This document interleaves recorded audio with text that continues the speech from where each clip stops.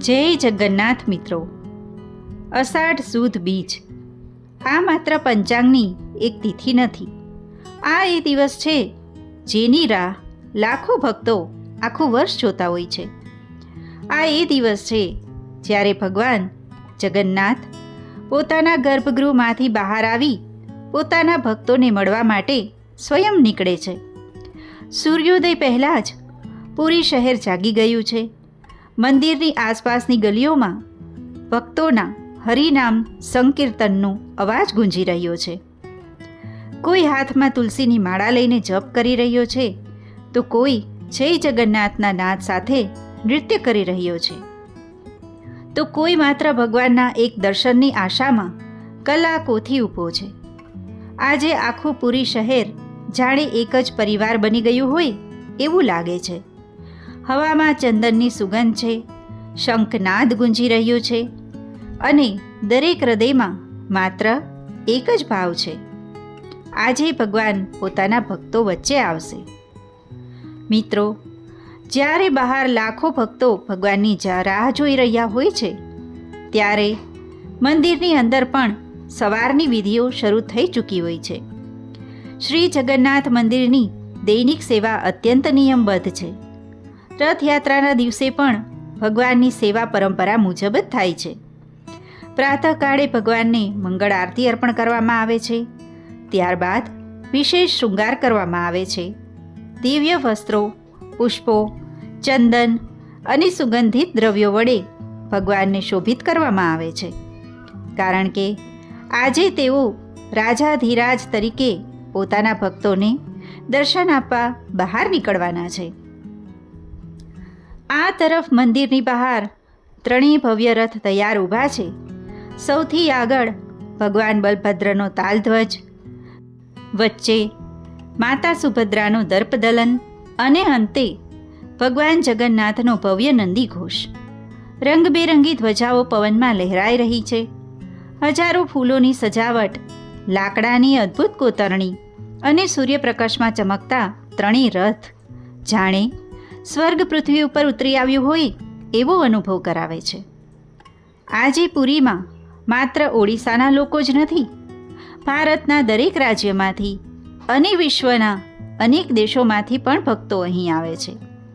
કોઈ વૃદ્ધ છે જે વર્ષોથી આ ક્ષણની રાહ જોઈ રહ્યા છે. કોઈ નાનકડું બાળક છે જે પહેલીવાર ભગવાનની રથયાત્રા જોવા આવ્યું છે. કોઈ વિદેશી ભક્ત છે જેને જગન્નાથ સંપ્રદાયે આકર્ષ્યો છે. બધાની ભાષા અલગ હોઈ શકે, વેશભૂષા અલગ હોઈ શકે, પરંતુ આજે બધાની ઓળખ એક જ છે, ભગવાન જગન્નાથના ભક્ત. રથયાત્રા આપણને પ્રથમ સંદેશ અહીં જ આપે છે. ભગવાન સુધી પહોંચવા માટે ન કોઈ જાતિનું મહત્ત્વ છે, ન કોઈ ભાષાનું, ન કોઈ દેશનું. ભગવાન માટે સૌથી મહત્ત્વની વસ્તુ છે ભક્તિ. તેથી જ લાખો લોકો એક સાથે ઊભા રહીને એક જ અવાજમાં બોલે છે, જય જગન્નાથ. એક પ્રશ્ન મનમાં આવે, આખરે આ દિવસ આટલો વિશેષ કેમ છે? કારણ કે વર્ષના બાકીના દિવસોમાં ભગવાન પોતાના ગર્ભગૃહમાં બિરાજમાન રહે છે, પરંતુ આજે તેઓ બહાર આવે છે. આજનો દિવસ એ વાતનું પ્રતીક છે કે ભગવાન માત્ર મંદિરમાં જ નથી, તેઓ દરેક ભક્ત સુધી પહોંચવા ઈચ્છે છે. જેઓ વૃદ્ધ છે, બીમાર છે, જેઓ કોઈ કારણસર મંદિરની અંદર જઈ શકતા નથી, તેમને પણ ભગવાનના દર્શન મળી રહે એ જ રથયાત્રાનો મુખ્ય ભાવ છે. મિત્રો, સમય આગળ વધી રહ્યો છે. મંદિરની અંદર સેવકો અંતિમ તૈયારીઓ કરી રહ્યા છે. દૈતા સેવકો, પૂજારીઓ અને અન્ય પરંપરાગત સેવકો પોતપોતાની જવાબદારીઓ નિભાવી રહ્યા છે. બહાર ઊભેલા લાખો ભક્તો આતુરતાથી મંદિરના સિંહદ્વાર તરફ જોઈ રહ્યા છે, કારણ કે હવે કોઈ પણ ક્ષણે મંદિરના દ્વાર ખુલવાના છે અને ત્યારબાદ શરૂ થશે રથયાત્રાની સૌથી ભાવનાત્મક વિધિ, પહાંડી.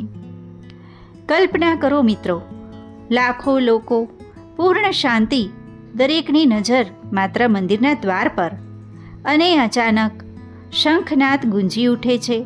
ઘંટો વાગવા લાગે છે. જય ઘોષથી સમગ્ર પુરી ધ્રુજી ઉઠે છે. દરેક ભક્ત સમજી જાય છે કે ભગવાન આવી રહ્યા છે. આ ક્ષણને શબ્દોમાં વર્ણવી શકાય નહીં, એ માત્ર અનુભવની ક્ષણ છે. હવે શરૂ થાય છે પહાંડી વિધિ. જગન્નાથ પરંપરાની આ સૌથી અનોખી અને ભાવનાત્મક વિધિઓમાંની એક છે. અહીં ભગવાનને કોઈ પાલખીમાં બેસાડીને બહાર લાવવામાં આવતા નથી. મંદિરના દૈતા સેવકો ભગવાનને પોતાના ખભા પર ધારણ કરે છે. ધીમે ધીમે એક વિશેષ લયમાં આગળ અને પાછળ હળવા ઝોલા સાથે ભગવાનને ગર્ભગૃહમાંથી બહાર લાવવામાં આવે છે. આ દ્રશ્ય જોઈને એવું લાગે છે જાણે ભગવાન પોતાના ભક્તોને મળવાની ખુશીમાં આનંદથી નૃત્ય કરી રહ્યા હોય.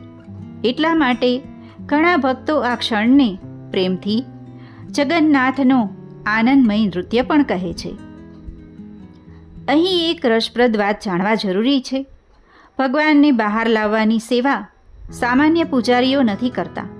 આ સેવા દૈતા સેવકો કરે છે. જગન્નાથ પરંપરામાં દૈતા સેવકોને ભગવાનના અત્યંત નજીકના સેવકો માનવામાં આવે છે. ખાસ કરીને અનાસાર, નવકલેબર અને રથયાત્રા જેવી વિધિઓમાં તેમની મુખ્ય ભૂમિકા હોય છે. પરંપરા અનુસાર તેઓ ભગવાનની સેવા માત્ર વિધિ તરીકે નહીં, પરંતુ પોતાના પરિવારના સભ્યની જેમ કરે છે. આથી પહાંડી દરમિયાન ભગવાન અને સેવકો વચ્ચેનો પ્રેમભર્યો સંબંધ સ્પષ્ટ દેખાય છે. પહાંડી દરમિયાન પણ એક સુંદર ક્રમ હોય છે. સૌથી પહેલાં ભગવાન સુદર્શનને બહાર લાવવામાં આવે છે. ત્યારબાદ ભગવાન બલભદ્રજી, પછી માતા સુભદ્રાજી અને અંતે સમગ્ર વિશ્વ જે ક્ષણની રાહ જુએ છે, ભગવાન જગન્નાથ પોતે બહાર આવે છે. જ્યારે ભગવાન જગન્નાથ સિંહ દ્વાર પર પહોંચે છે, ત્યારે સમગ્ર પુરી શહેર જય જગન્નાથના નાદથી ગુંજી ઉઠે છે. આ અવાજ માત્ર કાન સુધી જ નથી પહોંચતો, પણ સીધો હૃદય સુધી પહોંચે છે. મિત્રો, કલ્પના કરો, કોઈ ભક્ત હજારો કિલોમીટર દૂરથી આવ્યો છે. કોઈ આખી રાત જાગીને ઊભો રહ્યો છે. કોઈ વૃદ્ધ વ્યક્તિ જીવનમાં કદાચ છેલ્લી વખત રથયાત્રા જોવા આવ્યો છે, અને હવે ભગવાન પોતાની આંખો સામે છે. ઘણા લોકો હાથ જોડીને રડી પડે છે. ઘણા જમીન પર દંડવત પ્રણામ કરે છે. કોઈના હોઠ પર શબ્દો નથી, માત્ર આંખોમાંથી આંસુ વહે છે. આ દ્રશ્ય બતાવે છે કે સાચી ભક્તિ શબ્દોની નહીં, પણ ભાવથી વ્યક્ત થાય છે. ધીમે ધીમે પહાંડી પૂર્ણ થાય છે.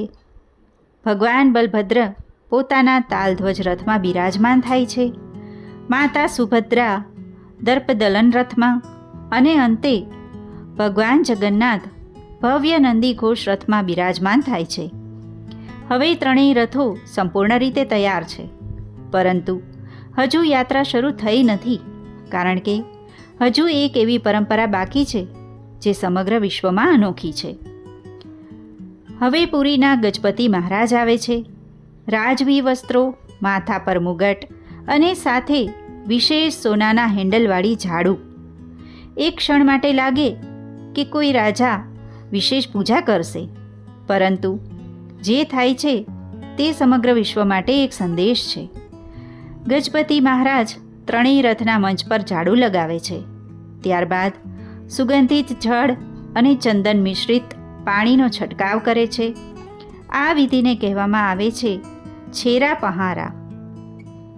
મિત્રો, એક રાજા જેના આદેશનું આખું રાજ્ય પાલન કરે છે, તે ભગવાનના રથને ઝાડુ કેમ લગાવે? કારણ કે જગન્નાથ પરંપરા કહે છે, ભગવાનની સામે દરેક વ્યક્તિ માત્ર એક સેવક છે. સત્તા, સંપત્તિ, પ્રતિષ્ઠા, પદ, આ બધું ભગવાનના ચરણોમાં નાનું બની જાય છે.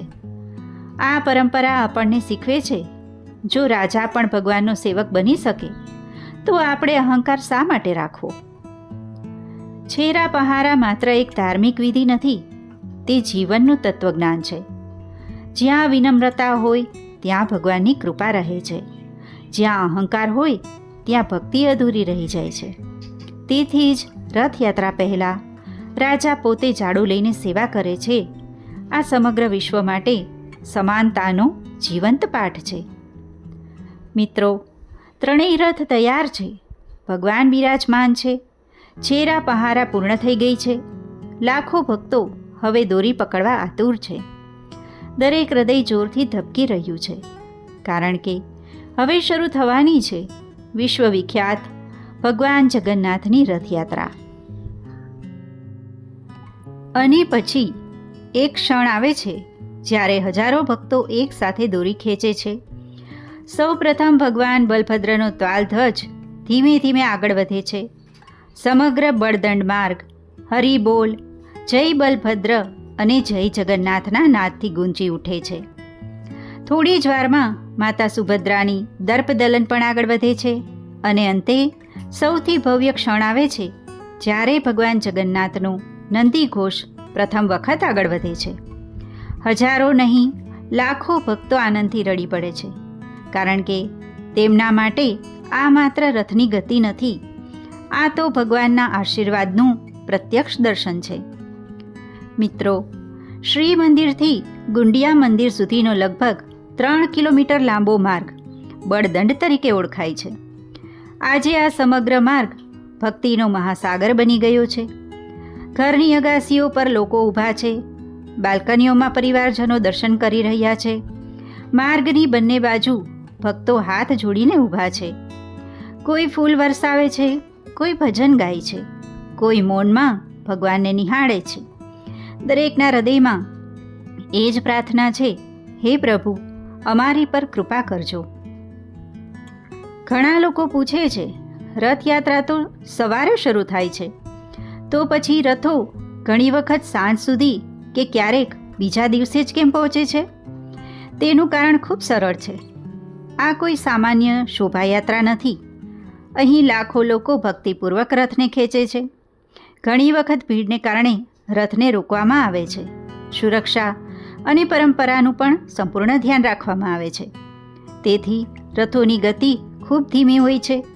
અને આ જ ધીમાપણું ભક્તોને ભગવાનના વધુ દર્શન કરવાનો અવસર આપે છે. મિત્રો, રથયાત્રાની સૌથી સુંદર વાત એ છે કે આજે ભગવાન ઊંચા ગર્ભગૃહમાં નથી, તેઓ પોતાના ભક્તોની વચ્ચે છે. બાળક તેમને જોઈ શકે છે, વૃદ્ધો તેમને જોઈ શકે છે, દૂર ઊભેલા ભક્ત પણ તેમની એક ઝલક મેળવી શકે છે. આ જ રથયાત્રાનું હૃદય છે. ભગવાન અને ભક્ત વચ્ચેનું અંતર આજે સમાપ્ત થઈ જાય છે. કેટલાક ભક્તો વર્ષો સુધી બચત કરે છે, માત્ર એક દિવસ પૂરી આવીને રથયાત્રા જોવા માટે. કોઈ આખો માર્ગ નંગા પગે ચાલે છે, કોઈ સતત ભગવાનનું નામ જપતો રહે છે, કોઈ આખી યાત્રા દરમિયાન પાણી પણ નથી પીતા. પહેલાં ભગવાનના દર્શન કરે છે, પછી જ પ્રસાદ ગ્રહણ કરે છે. આ ભક્તિ, આ શ્રદ્ધા, આ સમર્પણ જગન્નાથ સંપ્રદાયની સૌથી મોટી શક્તિ છે. મિત્રો, તમે કદાચ નોંધ્યું હશે કે લાખો લોકો માત્ર દોરીને સ્પર્શ કરવા માટે પણ આતુર હોય છે. પરંપરા અનુસાર રથની દોરી ખેંચવી એટલે ભગવાનની સેવામાં પોતાનો નાનકડો ફાળો આપવો. પરંતુ અહીં એક વાત રાખવી જરૂરી છે. સાચું પુણ્ય દોરીને સ્પર્શવાથી નહીં, પણ ભગવાન પ્રત્યેના નિસ્વાર્થ ભાવથી મળે છે. જગન્નાથજી માટે સૌથી મોટું અર્પણ છે શુદ્ધ હૃદય. રથ આગળ વધે છે અને સમગ્ર માર્ગ પર ભજન ગુંજવા લાગે છે. મૃદંગ, ઝાંઝ, શંખ, ઘંટ અને લાખો ભક્તોના સ્વર સાથે મળીને જાણે એક દિવ્ય સંગીત સર્જે છે. આ સંગીત માત્ર કાનથી સાંભળવાનું નથી, પણ હૃદયથી અનુભવવાનું છે. ધીમે ધીમે સાંજ થવા લાગે છે. ત્રણેય રથ ગુંડિયા મંદિરની નજીક પહોંચે છે.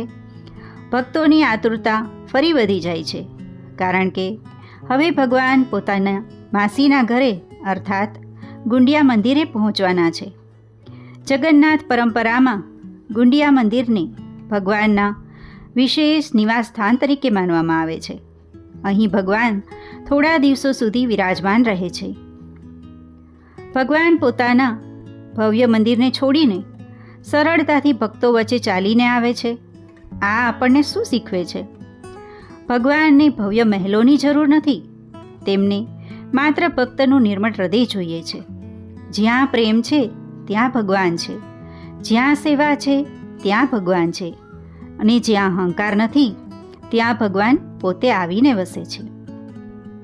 મિત્રો, ત્રણેય રથ હવે ગુંડિયા મંદિરથી નજીક પહોંચી ગયા છે, પરંતુ રથયાત્રાની કથા હજુ પૂર્ણ થઈ નથી. ભગવાન ગુંડિયા મંદિરમાં કેટલા દિવસ રહે છે અને ત્યાં કઈ વિશેષ પરંપરા થાય છે અને હેરા પંચમીનું શું રહસ્ય છે, ચલો આપણે જોઈએ. હેરા પંચમી રથયાત્રાના થોડા દિવસો પછી આવે છે. આ દિવસે માતા લક્ષ્મીજી શ્રી મંદિરથી વિધિપૂર્વક બહાર આવે છે. લોક પરંપરામાં એક સુંદર કથા કહેવામાં આવે છે કે તેઓ ભગવાન જગન્નાથને મળવા ગુંડિયા મંદિર સુધી જાય છે અને પ્રેમભર્યો માન વ્યક્ત કરે છે કે ભગવાન તેમને જાણ કર્યા વિના અહીં આવી ગયા. ભગવાને કેટલાક દિવસો સુધી ગુંડિયા મંદિરમાં ભક્તોને દર્શન આપે છે. આ દિવસોમાં પણ હજારો ભક્તો ભગવાનના દર્શન માટે આવે છે. ભગવાન તેમના પર ઘરે પધાર્યા છે અને ભક્તિનો આ ભાવ જગન્નાથના પરંપરાની સૌથી મોટી વિશેષતા છે. પછી આવે છે બહુડા યાત્રા. બહુડા એટલે પરત ફરવું. હવે ભગવાન ફરીથી શ્રી મંદિર તરફ પ્રસ્થાન કરે છે. ફરી એકવાર ત્રણેય રથો, ફરી એકવાર લાખો ભક્તો, ફરી એકવાર જય જગન્નાથના નાદ. પરંતુ આ વખતે ભક્તોના હૃદયમાં આનંદની સાથે થોડો વિરહ પણ હોય છે, કારણ કે ભગવાન પોતાના મૂળ મંદિરમાં પાછા ફરી રહ્યા છે. બહુડા યાત્રા પછીનો સૌથી ભવ્ય પ્રસંગ છે સુના વેશ. સુના એટલે સોનું. આ દિવસે ભગવાન જગન્નાથ, ભગવાન બલભદ્ર અને માતા સુભદ્રાને સોનાના સુંદર આભૂષણોથી અલંકૃત કરવામાં આવે છે. સુવર્ણ મુકુટ, સુવર્ણ હાર, સુવર્ણ અલંકાર. આ દિવસ દર્શન માટે લાખો ભક્તો ઉમટી પડે છે. પરંતુ આ સોનાનો અર્થ માત્ર વૈભવ નથી, તે ભગવાનના દિવ્ય તેજ અને આધ્યાત્મિક સમૃદ્ધિનું પ્રતીક છે. રથયાત્રાના પૂર્ણચક્રની અંતિમ વિધિ છે નીલાદ્રી બીજે. આ દિવસે ભગવાન ફરીથી શ્રી મંદિરમાં પ્રવેશ કરે છે. જગન્નાથ પરંપરામાં એક સુંદર લોક પરંપરા મુજબ માતા લક્ષ્મી ભગવાનને તરત અંદર પ્રવેશ આપતા નથી. ત્યારબાદ ભગવાને તેમને પ્રસિદ્ધ રસગુલ્લો અર્પણ કરે છે અને પછી મંદિરના દ્વાર ખુલ્લા થાય છે. આ કથા ભક્તિ અને દાંપત્યના પ્રેમનું પ્રતીક માનવામાં આવે છે. મિત્રો, હવે એકવાર આખી યાત્રા યાદ કરીએ. અક્ષય તૃતીયાથી શરૂઆત, રથ નિર્માણ, સ્નાન પૂર્ણિમા, અનાસાર, નેત્રોત્સવ, પહાંડી, છેરા પહારા, રથયાત્રા, ગુંડિયા મંદિર, બહુડા યાત્રા, સુનાવેશ અને નીલાદ્રી બીજે. આ સમગ્ર ચક્ર આપણને એક જ વાત શીખવે છે: ભગવાન સુધી પહોંચવાનો માર્ગ ભક્તિ, વિનમ્રતા, સેવા અને પ્રેમમાંથી પસાર થાય છે. મિત્રો, ભગવાન જગન્નાથની રથયાત્રા આપણને શીખવે છે ભગવાન માત્ર મંદિરમાં નથી રહેતા, તેઓ દરેક ભક્તના હૃદયમાં વસે છે. જ્યારે આપણું મન નિર્મળ બને છે, જ્યારે આપણે અહંકાર છોડીએ છીએ, જ્યારે આપણે સેવા અને પ્રેમનો માર્ગ અપનાવીએ છીએ, ત્યારે ભગવાનને શોધવા ક્યાંય જવાની જરૂર પડતી નથી. ભગવાન પોતે આપણા જીવનમાં પ્રગટ થાય છે. કદાચ આ જ રથયાત્રાનો સૌથી મોટો સંદેશ છે. મિત્રો, જો તમને ભગવાન જગન્નાથની આ સંપૂર્ણ રથયાત્રાની કથા ગમી હોય તો વિડીયોને લાઈક કરવાનું ભૂલશો નહીં. કોમેન્ટમાં જરૂર લખશો જય જગન્નાથ. અને જો હજી સુધી ચેનલને સબસ્ક્રાઈબ ના કરી હોય તો જરૂરથી ચેનલને સબસ્ક્રાઈબ કરી લેજો. ફરી મળીએ આગળના વિડીયોમાં. ત્યાં સુધી જય જગન્નાથ.